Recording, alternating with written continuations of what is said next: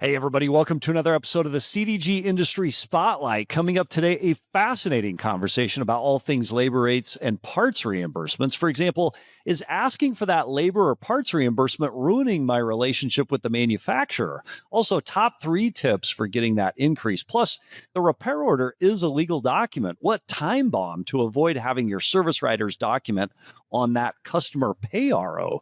A special thanks to Wooden Automotive Consultants for supporting today's content. Joining us today, Rob Scott, Executive General Manager, Bob Johnson Auto Group, and Robert Wooden, founder, Wooden Automotive Consultants. Welcome to the show, gentlemen. Let's get into it. So, Rob Scott, tell us a little bit about your dealership and your role there. How long you've been there, how many stores, where you're located. So we're in Rochester, New York.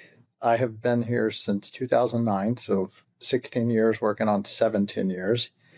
Currently, I am the executive manager of this store. I started out in 2009 as one of 2 service managers and kind of worked my way up to parts and service director, to a fixed ops director. And then a few years back, the company started getting bigger and bigger and bigger. And we went more into giving each individual store control of their destiny, per se. So when we did that, I kind of came out of the fixed ops role and became a full-time executive manager of this particular store. So this store here, we're a high volume Chevrolet store. We're selling anywhere from 350 to 475 new, and currently around 215 used cars a month. Our service department is generating about 5 to 5,500 repair orders a month. Wow. So there's a lot going on. Rob, it's interesting because you are on the tip of the spear of a trend that we're starting to see more of, which is folks with fixed ops background coming into general leadership as an executive manager, a general manager. And my theory on that is maybe part of the reason for that is the importance of fixed ops to the overall health and operation of a store, where in the past, maybe that wasn't as valued as much. What's your perspective? Like, you've certainly seen, you sit in meetings with other GMs and executive managers that have variable or sales background, not fixed ops. What's the advantage to you coming into that leadership role with the fixed ops background? So typically when we're in these meetings, I'm the one that probably understands it the best. Yeah. But what's happening in our company is, well, first of all, we belong to a 20 group in the store. I belong to one. And then we brought our moderator in to moderate for our general managers and our executive leadership team. And fixed ops has been a focus for the group. So for me, it's kind of refreshing because they're talking my language. When it comes to when I sit around with them, sometimes it's a little intimidating on the sales side because I don't know everything. Yeah. But you balance it out a little bit though, right? Like, that's a good balance. I do. And the sales departments are very synonymous with the service departments. You can almost take, a service advisor is very similar to a sales manager. A salesman is very similar to a technician. And, they're all extremely important to us. But the fact is service puts more revenue on the statement than sales does. But we need the cars to kind of come back in and break and, fill up our service department. So it is a circle. So given your background, what do you think the biggest misconception or misunderstanding most GMs coming from a sales role or a variable ops have about the operation? What's 1 or 2 things that most people just don't get that you get because of your fixed ops background? I'm going to say the importance of fixed operations, the importance of internal labor sales. Especially when you get into used car reconditioning, it's important to do stuff at retail rates and not overcompensate your salespeople because you're reducing the rates and overpaying the sales side of the house. Because fixed really is where the bulk of the revenue is coming onto your statement. So that's probably number one. And then the second biggest champion that we tend to overlook is the parts department. Without them, nothing gets fixed.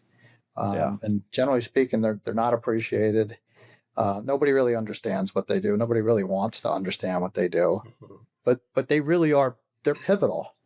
Yeah. And, in some ways they can almost be the doormats of the store. Yeah. It's not a particularly sexy department or role or position, but without it, you can't fix anything. You can't recon used cars. You can't take care of customer recalls. You can't service customer calls, do any warranty work. It's a mess, right? Accessories, all of it, accessories. And, we expect to just walk over to the parts department and they just can pull it out of thin air. And then, if you have a stop sale on something, they want to know when the part's going to be here. There certainly is a lot to what they do back there. Yeah. It is interesting because you're talking about that balance between fixed and variables. You're in a huge volume store, so you're selling a lot of vehicles and you're doing it supporting both sides of the house. I just think that's fascinating. So we're here to talk about a couple best practices that you and the auto group have done. You kind of realized a problem a while back, and that's something all dealer groups, myself included, are seeing across the country, and that is cost of repairing vehicles, cost of parts. All of that is just escalating. In fact, to quote a phrase from Anchorman, that escalated quick, and through COVID it did, right? Tell us a little bit about the increased cost of labor and parts and all that, how that impacts the business. What are some of the things you've done to try to solve that as an overall problem?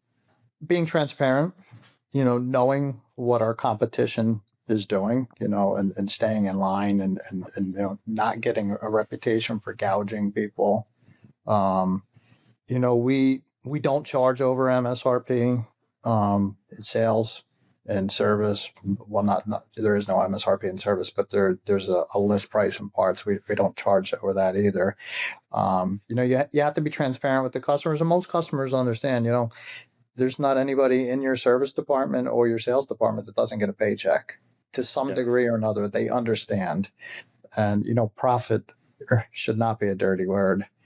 And, with that, your employees expect more. Trust me, if we get a labor rate increase, there's definitely somebody standing outside your door wanting some more money. You get a parts increase, you got the parts guys wanting to make sure.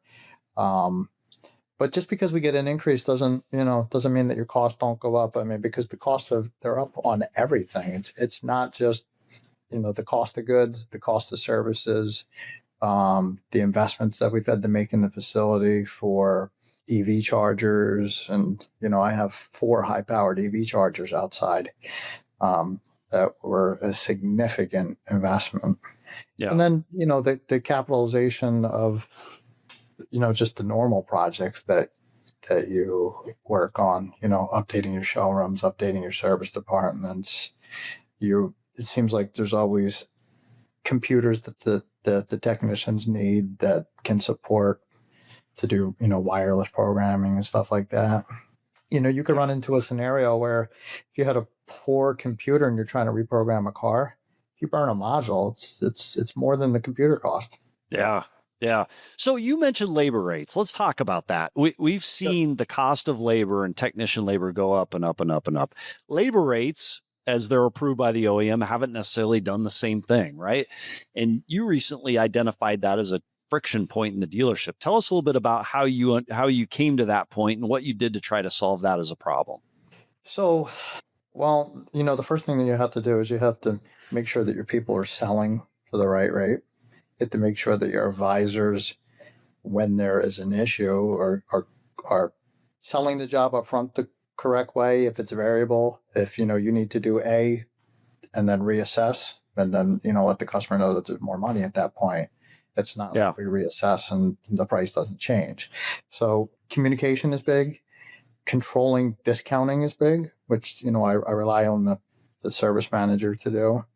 And then, making sure that we're selling the job at the right price, that you don't have a technician that is using his own labor time guide per se. Yeah. You really want to stick to all data or the motor manual and make sure that you're right in line with that. Because in New York, we have retail reimbursement for warranty where we use the motor all data time. So, and in order to stay compliant with the factory, you have to charge that all the way through on the customer side as well.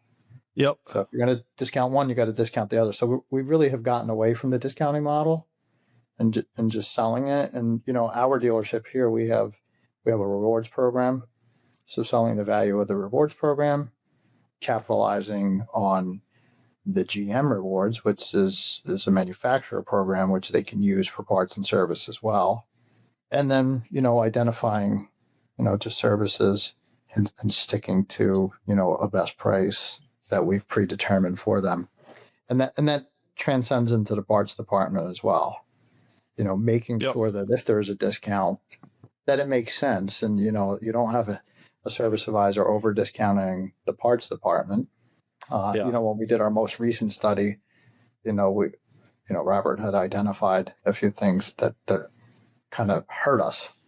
Yeah. So enter Robert. Tell us how you met Robert with Wooden Automotive. So what I was saying is at the time, the dealer group had been expanding. I was over parts and service for the group, and I was kind of being worn a little thin. But we had an agenda that we wanted to really work on fixed operations profitability in every store we have. And, the easiest way to do that is to maximize your labor rates, internal, customer pay, and of course, warranty. And warranty can be difficult. And there's a couple different companies out there that do things in some different ways. Some want to sell you consulting. Some want a processing fee plus a percentage of the lift for a year. And I wasn't interested in any of that. I didn't see the value in it. And then I just Google searched companies that do this. And, I seen a 585 number and I'm like, this is interesting. So it was a Saturday afternoon. I called, left a message, and just as I hung up, the phone's ringing. And it was Robert. And we talked probably for about a half hour that afternoon and told him the portfolio stores, what I was looking to do. And then we started working together, and, he did everything that he promised he would do. So Rob, tell us, you said it's difficult, warranty labor rate increases. What makes it difficult? Why is that hard? You should, you can get an increase. You should just be able to go say, hey, give me the increase and you're off to the races. Why is it hard? Well, because we have opposing agendas, right? We want more money. The factory doesn't want to give us more money if they don't have to, and they hold you to the letter of the law. Some manufacturers are a little bit more stringent than others. Some are very black and white, that this is the law, this is what we do. And then there's some that will kind of challenge you. And Robert knows, which manufacturers they are, and he was able to kind of guide me to what we need to do. And as we started working, we did one store, then two stores, then three stores. And, he's doing the overwhelming majority of the stores now, not all of them. Yeah. But in every one that we've done together, he's gotten exactly what we asked for. For me, it's peace of mind that he's going to do it. It's going to be done right. It's going to be done in a timely fashion. I mean, all I do is I create a logon for him. I give him access to it. He does what he needs to do. In our system, he even extracts the data out of our system. We don't have to print repair orders. All I have to do is sign a letter and send it off to the factory and just set a diary for 30 days. Typically, I get so excited, I never call him, tell him that they did it. Yeah. He'll call me like a week later. And he's like, you're supposed to call me. Yeah. The last time I did this, one of my service managers needed a presentation, and he waited till the night before to tell me that he needed this for his 20 group. Oh, no. So I was like, wow, we just did a parts increase, and I did this pro forma for him. And, yeah, he didn't do a good job presenting it, but I gave him something, and it was concrete, and I could attribute it back to a statement. Because, anytime that you have vendors, yeah, everybody claims this lift. Yeah. But a real lift you can measure. When your labor rate is, let's just say it's 175 and he moves it to 200, that's real money. Yeah. Let's go back just a little bit. So you said you looked at the different ways that you could be charged for this labor rate increase, and you said, hey, I don't like any of these. What did you end up preferring? Like, what was the structure to get compensated for helping with this? So it's just a flat retainer fee. Okay. So flat fee. So And it's it's not a not paid. percent of. So it's a flat fee, and it's paid when I get my money. Oh, nice. Okay. So So he's if it he's doesn't not work, standing outside my door. yeah. Yeah. Well, if it doesn't work, he doesn't do it. He'll tell me, hey, you're not going to get what you want. Yeah. If this is what you want, wait a month.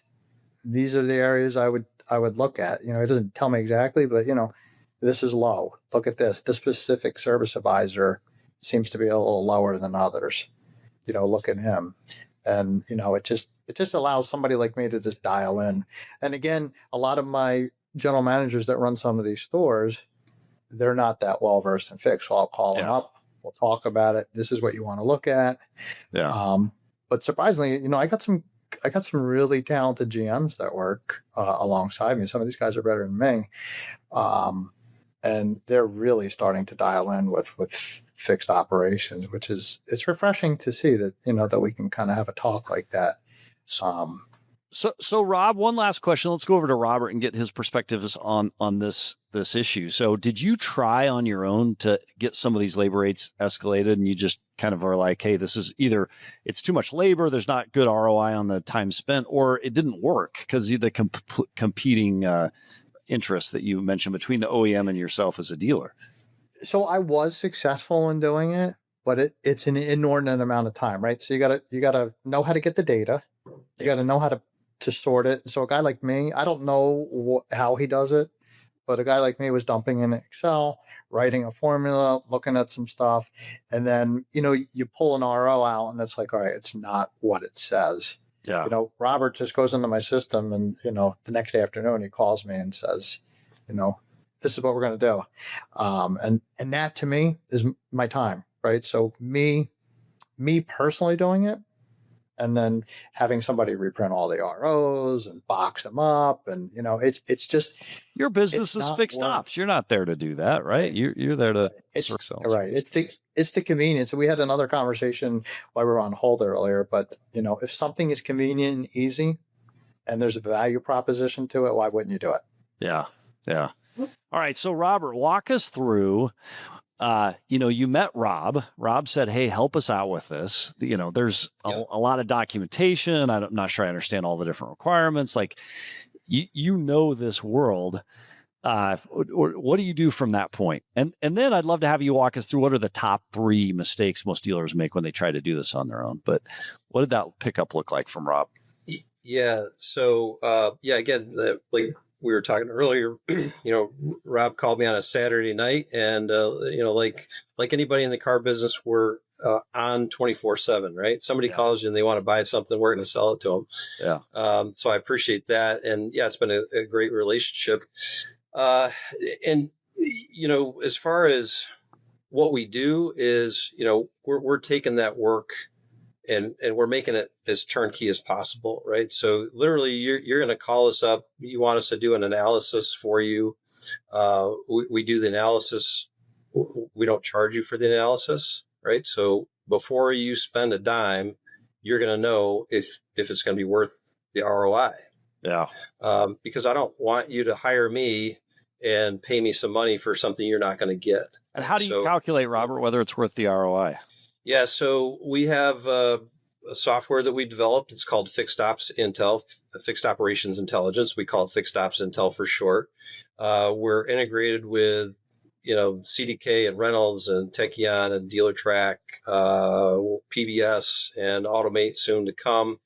So we don't have to access your DMS. We don't remote into a manager's computer. We used to do that years ago. We don't have to do that anymore.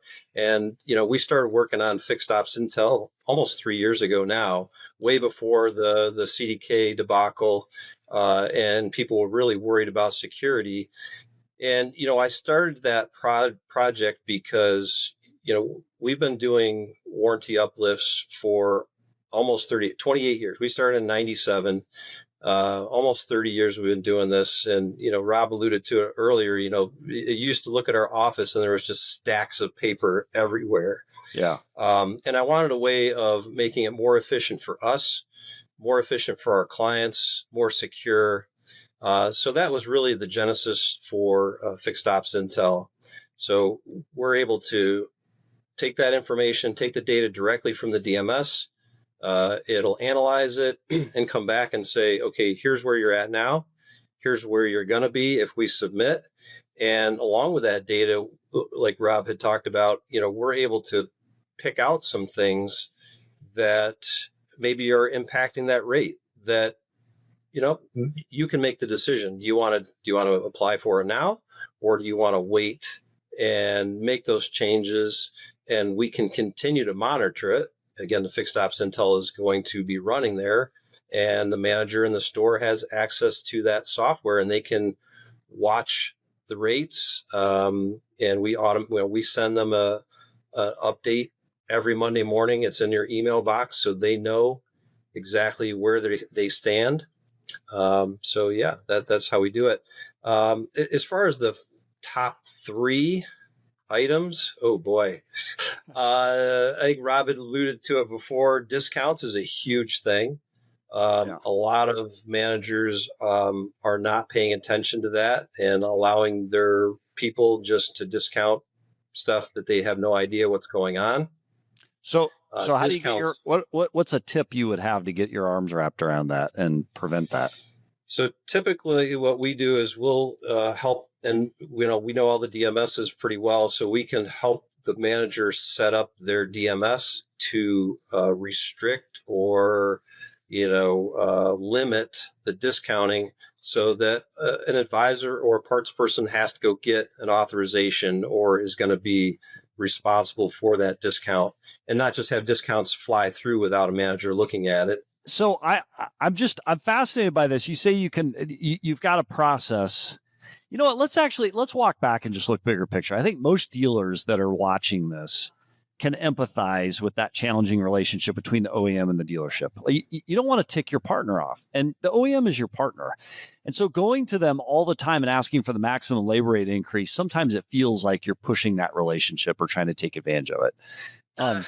Robert, give us some tips and suggestions on how to approach this so you get what you need, so you can pay people, you can deliver great service, but you still maintain that great relationship.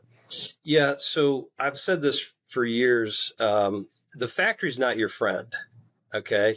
Interesting. Again, they're your partners, but you're in a relationship with them that yields benefits for both parties. Yeah. Once the benefits for one party goes away, the relationship's going to dissolve. So, if the manufacturer is not giving you product to sell, are you going to continue to be a rep for that product? Probably not. Right. And vice versa, right? If you're not hitting your MSR, they probably are not going to keep you around as a dealer. So there's a relationship there. And oftentimes I hear that from dealers. They're like, well, I don't want to ask for this because it's going to piss them off. Yeah. At the end of the day, a profitable dealership is going to service those customers better. And on the front end, the manufacturers are saying, no, we don't want these higher rates. But many of the manufacturers on the back end are telling their dealers to call us because they understand that a profitable dealer is going to be able to pay their technicians. They're going to be able to have the facilities and the tools to be able to take care of their customers properly so that they keep that retention. So it's kind of a funny relationship. Dealers should not worry about, angering the factory. That's long gone. This is just a normal process that is the law in every state in the U.S. So what are some of the biggest mistakes dealers might make? Robert didn't, because he made the phone call and he got somebody that has expertise in it. But what are some of the biggest mistakes you see in trying to get these labor rate escalations in dealerships? So not understanding the rules or kind of the rules of the game, right? And every state is different. So every state has their own statute. They're all somewhat similar, but they all have their own little tweaks. So understanding the state laws in all the states is a huge part of that. And understanding the proper process. There might be, there's other companies or there's other individuals, maybe consultants that are out there that will do this for dealers. but having the process to be able to do it quickly, that's a very common question that I get when we have a potential new client. Is they always ask, how long is it going to take you? Mm-hmm. And for us, it typically is the dealer that we're waiting on because of, like I said before, WIP. Like they have open tickets that are open for months back that we need copies of. And I can't move forward with our document review until, they supply us with all those documents. So typically from the time that we get the documents, what we call missing documents from them, it's about 5 to 7 days and we're done. And ready to file. So, that's it. And, one of the things that we do, Sam, is we actually have designed Fixed Ops Intel so that if there are other companies and consultants out there that want to offer this to their clients, we offer the service for them to use.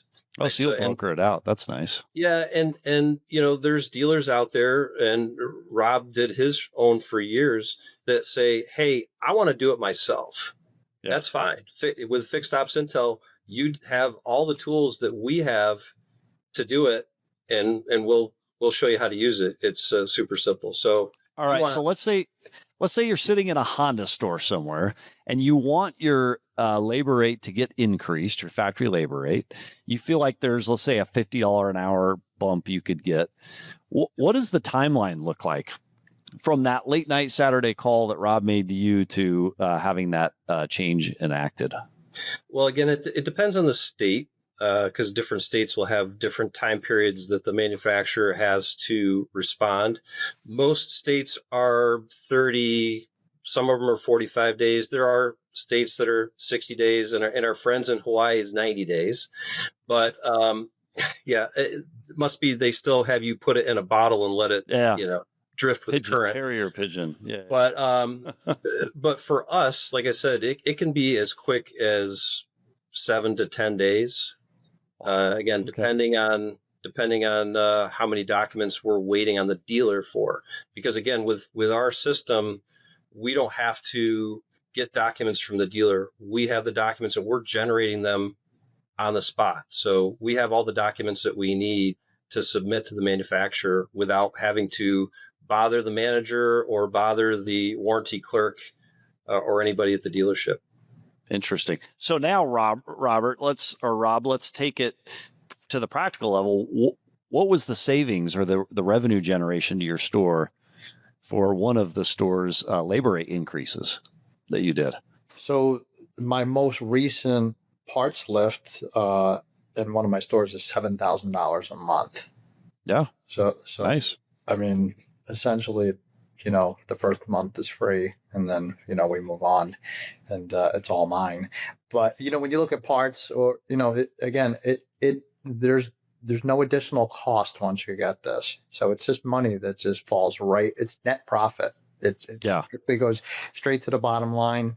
And if I could build on, when you do it your own self, when you talk about reprinting, let's just say you have 1,000 repair orders.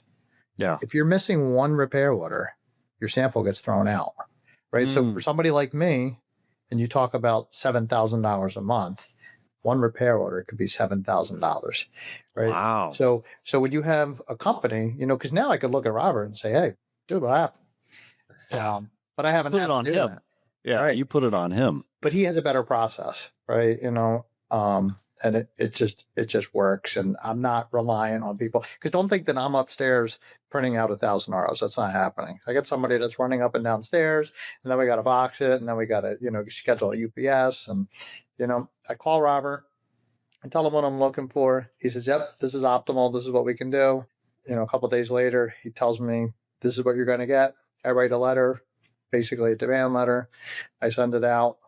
And about 31 days later, I'm running around clicking my heels. And to Rob's point, with the number of repair orders, so a typical domestic dealership takes around 2,000 repair orders. And again, it depends on the work mix, but it generally is around the 2,000 to 2,500 repair orders. An import like a Honda, Toyota, something like that, we've had them be upwards of 8,000 to 9,000 repair orders in order to get the number of qualifying repair orders that we need. And again, it just depends on work mix. So think about, how much time would it take one of your employees or even a couple of employees to source and make copies of 8,000 repair orders and make sure that there's not a single one missing out of there. Yeah. By an integration, you're able to do that. You're able to collect that data instead of having the dealer do it. Correct. Yep.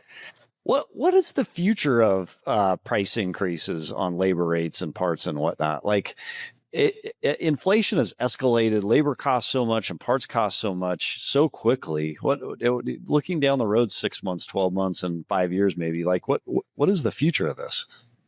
You want to take that one, Rob? What do you think? Well, I can tell you that the dealer here put a letter on my desk from shortly after they opened, and the labor rate was like $32 an hour. Wow. Yeah. Right. And now what is it? We're over 200, so, but the point to that is it's just going to go up. And I can remember being a service advisor in 1999 and, my boss taking us to $89 an hour. Yeah. And I thought, oh my God, there's no way you can do that. Yeah. No. And now it's just like, we'll talk about it. And like, yeah, let's see what our competition is. Okay, they moved $10. They really moved $10. All right, let's do it. And you'd be surprised. I mean, our customers, they don't ask. They really don't ask. At the end of the day, I think that when you bring your car to a franchised car dealership, it's about accountability, the quality of the repair, the timeliness, the loaner cars, the sales relationship, quality of the part. But it's all those things wrapped into one. And for that, there's a lot of people that have to get paid, and I don't have a turnover issue here. Yeah. So we pay our people, but you got to have the revenue coming in to do that. Yeah, it does seem to me that like keeping up on those increases is super important for all those reasons. Retention, delivering your best product to your customer. And it does seem to me if you get behind the curve on that, it's tough to catch up, right, Robert? Like if you haven't requested an increase in 5 years and you try to do it all at once, that's a challenge. Yeah. And, we just had a client, import client, I'll just say that had never done a parts increase, very high volume in a major market. And we did the analysis, and it's going to be 1.2 million a year net.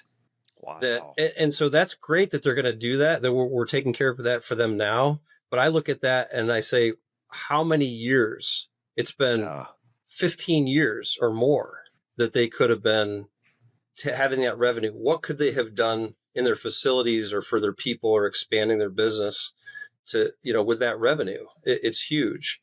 And to come back to your earlier question, Sam, about the labor rates, and we're kind of hearkening back to the days, but I'll tell you the genesis of Warranty Uplift. Okay, so how this whole thing started. In 97, we built a brand new facility and we moved into that facility. And at that time, my warranty labor rate was $45 an hour.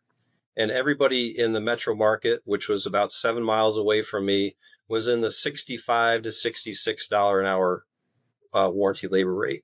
So that was back in the day when you had to call around to all of dealerships, fill out the paperwork and send it into the zone.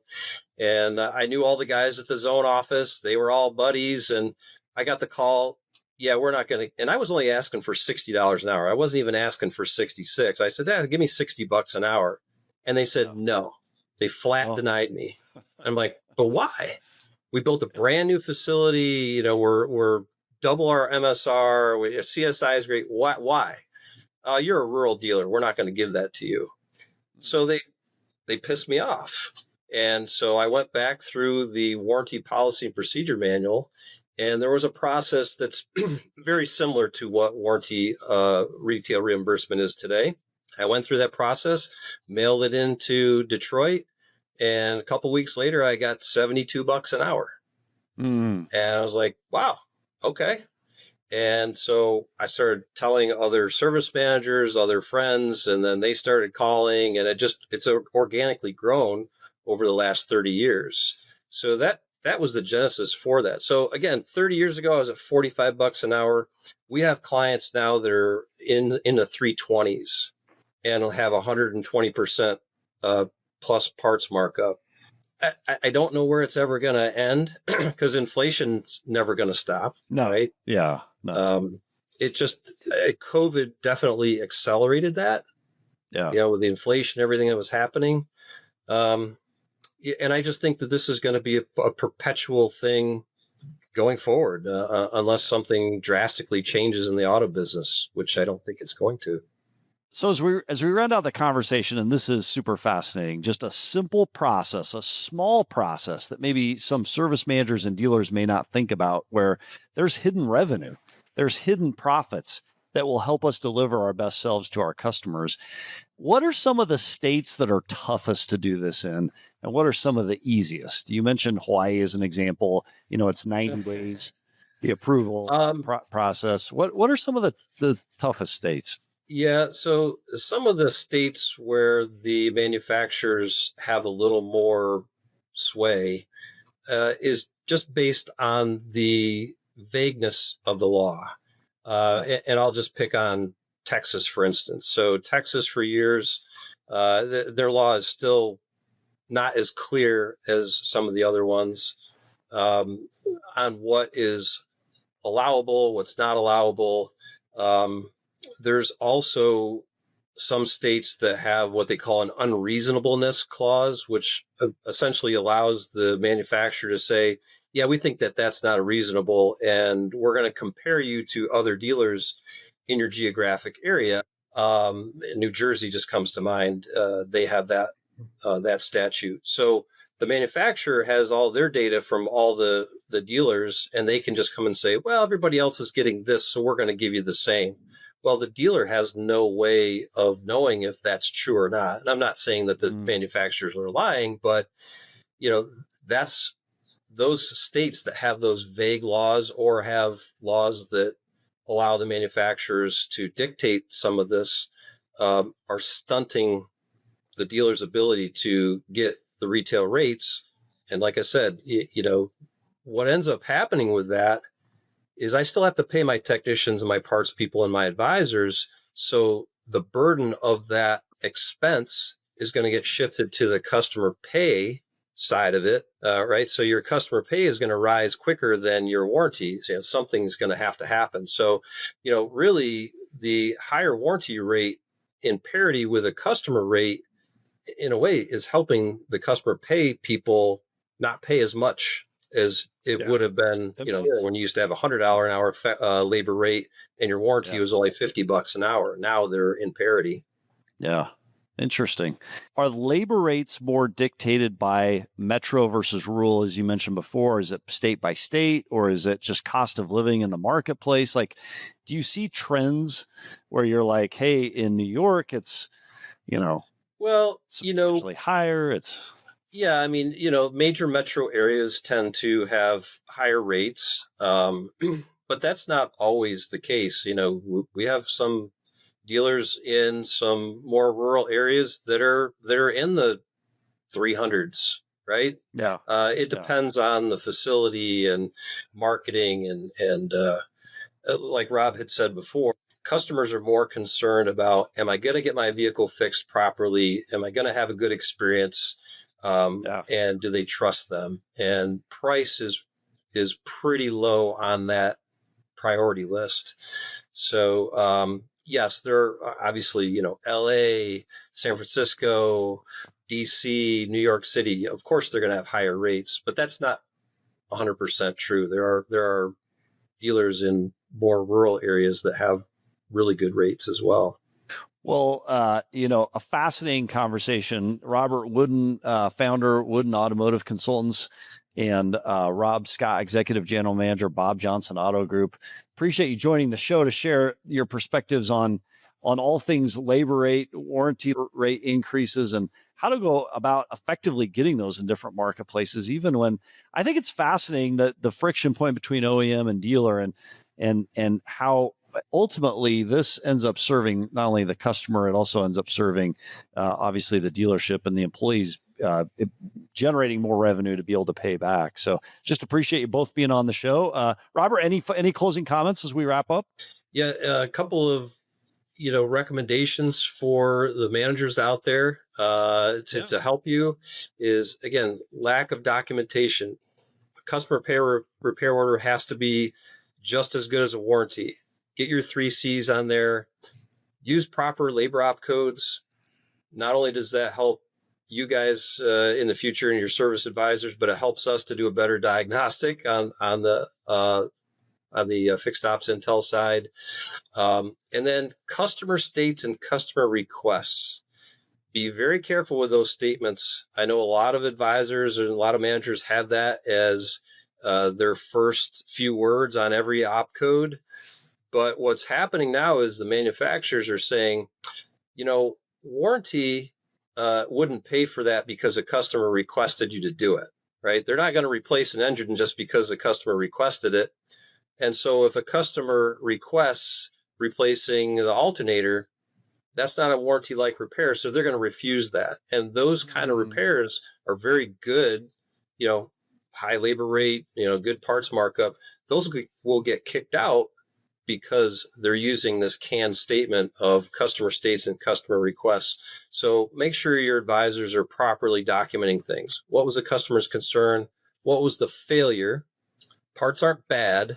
They didn't misbehave. They're failed. They broke or wore out or whatever. So proper documentation is huge. And this is a legal process. And so that document, that repair order is a legal document. And it needs to be treated that way. So make sure that we're documenting things properly. Those are how often do you see the improper documentation preventing a labor rate escalation? 9 out of 10. Wow, that's high. 9 out of 10 stores. Yeah, there's maybe I'm being a little too critical, but maybe it's 8 out of 10. But there are more poorly documented repair orders than properly documented repair orders. And again, advisors are like, oh, it's customer pay. I don't have to worry about a warranty administrator or, Ford or Chrysler or whoever kicking it back on me, because once the customer paid for it, it's good down the road. But, we live in a litigious society today, and that repair order will either help you or hurt you. And, having to go to court is not fun. And that doesn't happen. Hopefully it doesn't happen very often. But if you're having to do a labor rate increase every year, that can cost you big time, maybe even more than a court case in the long run. So, well, it's interesting. An RO is a legal document. Go ahead, Rob. It is. And most of the motor vehicle agencies, they're authorities. They're not state run. They follow their own rules, their own laws per se. They're not, really laws, but they interpret them different. And, to Robert's point, another takeaway from this really is any repair order should always be written like a warranty repair order. Just all the way through. It really, somebody that knows nothing about cars should be able to pick up and understand what was wrong with the car, what the diagnosis was, and what they did to fix it in a clear and concise manner. If your grandmother, your grandfather doesn't know anything, can pick that up and understand it, it'll cascade all the way through. That's way more important than all of this. Yeah, that's excellent. And one other thing I wanted to throw out there too is the thing that's happening now. The change in the warranty uplift landscape is that the normal process, the manufacturers are not adhering to the old norms. They're ignoring state laws in a lot of cases. They're trying on dealers. We just had a Honda dealer the other day that, we documented 95% parts markup, and Honda came back and said, we're going to give you 72. And the dealer's like, well, I think that's good. It's better than 40%. Like, no, it's not good, because it's 20 percentage points less than what you're owed. But what's happening is they're just trying you on. They're like, hey, let's throw it out there. And a lot of times, coming back to your early comment, Sam, was, oh, well, we want to be a good partner with them. Well, would a good partner try and knock you down 20 percentage points? That doesn't seem like it's a good partner to me. Yeah, a good partner is going to ask for to be as healthy as they can in paying their employees and providing quality repair to their customers. That's what helps, I think, provide that best service. And it is interesting how you say some OEMs will actually coach dealers to come to you just so they can get the process nailed. Because I can see how, like, if you don't dot every I, cross every T in the process, it's going to get rejected. It's going to get sent back, and it just elongates the process. Even, your own story, you ended up getting more just by reading the manual and doing it exactly as they said, right? So, yeah, and I think that's why we've been able to be successful, because there's an auditor on the other side. We have auditors on our side. There's a a flip side of that, and when they get that documentation and it's all done properly, clean, they can understand it, and it's easy to do. Yeah. Our success rate is going to be a lot higher, and we're going to get more for our clients. So, Robert, there are other vendors that provide similar services. What sets you apart from those vendors? Yeah, a few things, Sam. Experience is a big one. We started doing this in 1997. It's grown organically over the last 28, almost 30 years. Our staff are experienced dealership warranty admins that have been doing this a long time. That's one thing. And we are the Warranty Uplift company. We own the trademark. If you Google Warranty Uplift, you're going to find us. That's where we get a lot of our clients from, as well as repeat customers and referrals. We charge a flat fee. We don't pay kickbacks to organizations. We never take a percentage of the uplift. There's no contingency fees. We have Fixed Operations Intelligence, Fixed Ops Intel, which is our own custom design reporting and analytics program. And within that, we just launched Dash AI, and Dash is a data concierge. You just ask it anything you want to know about your fixed ops data, and it's going to serve it up to you. And it's not ChatGPT. It's a closed system. It does not share anything with ChatGPT. It's custom designed. No data goes outside of our system.